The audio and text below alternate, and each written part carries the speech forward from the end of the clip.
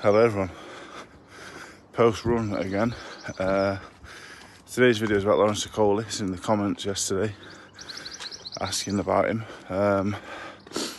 Any requests at all about any subject matter at all, put them in the comments and I'll crack on with a video about it. But Lawrence OKOLIE, yeah, I've only met him I think 3 times, but the first time was 2011.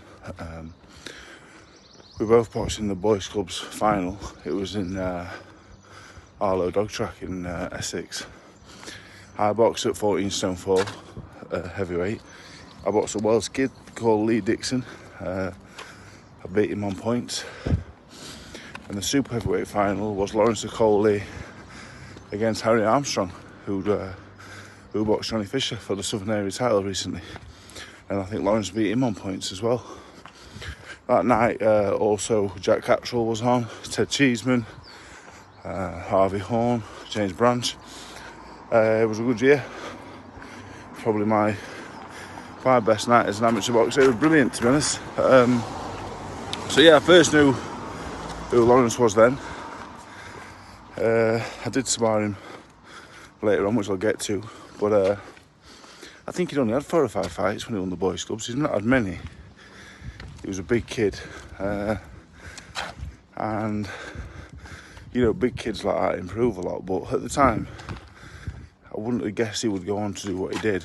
But a few years later, you know, he's on the GB team and he's going to the Olympics. So I always followed him, obviously, because we boxed on the same show, and he was a similar size to me. But yeah, I boxed on the same show as him at Bromwell Lane. He gets his pro debut on there. The night I boxed Thomas for the Commonwealth. And then a few months later, I sparred him the same day I sparred Martin Bacolli. So I did 2 with Bacolli. And then Lawrence got in the ring. At the IS at the time, there was 3 huge rings. So Bacolli sparring Joshua in the centre ring, and the main ring. And me and Lawrence OKOLIE in one of the other rings. So, you know, obviously I'd watched him. I knew he was a big puncher and big and awkward. I think he had a couple of pro fights at this point. I watched him in the Olympics. Beat the Cuban fella, I think, before the Olympics. So, anyway, we did 6 rounds.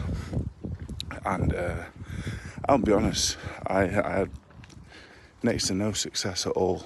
As I stated in the other video, I wasn't in the best of moods that day. I wasn't really at the races, but I was fit. I was pretty fit, to be fair.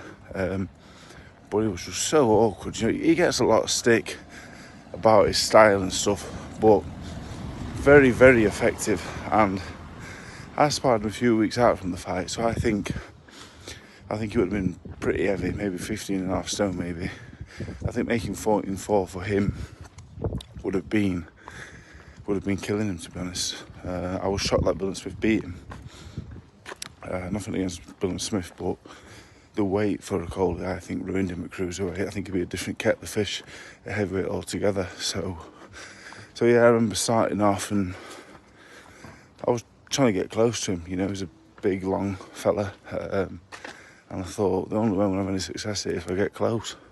So he was keeping me long with his jab, paused his jab a lot, you know, which I was always taught not to do. Don't pause your jab, throw your jab, put it in the face, hurt him with it.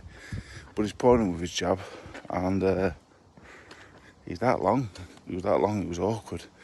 And on occasion, you know, I knock that jab down, or I can quicken my feet up to get past it.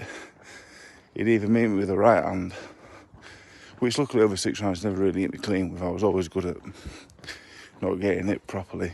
But once I got inside, God, he was strong, really strong actually. Couldn't believe it. He was a cruiserweight. I thought, I can bully him. Tied me up, wrapped me up. You know, he gets a lot of stick for holding and all the rest of it. But he's very physically strong, very, very physically strong. So for 6 rounds, it would pretty much rinse and repeat, really. He could match me enough for strength, you know. I'm not saying he was stronger than me, but it was more than strong enough. It was stronger than 99% of heavyweights I sparred or box.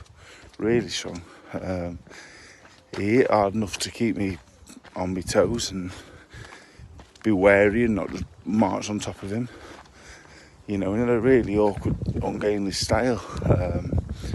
I'm not saying he's the most pleasant fighter to watch, because he's not, but I do think at Bridgerweight and, you know, more importantly at heavyweight, I think he's going to be a real factor, to be honest. The Rosansky fight showed,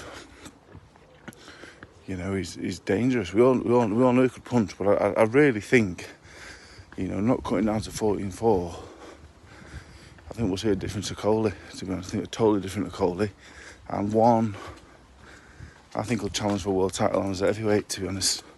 I really rate him. I always have, from, you know, just pre-Olympics onwards, you know. So, again, it's not someone I know personally, but talking boxing, always rated him, even throughout the, you know, the Matty Askins fight and, you know, a few other performances that weren't the greatest.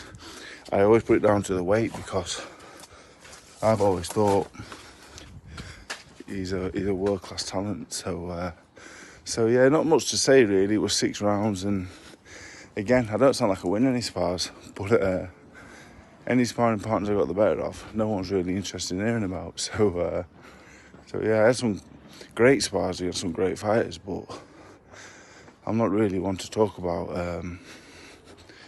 my successes. You know, I'd rather talk about others and what they did good and whatever else. So Lawrence OKOLIE for me, one of the only 6 rounds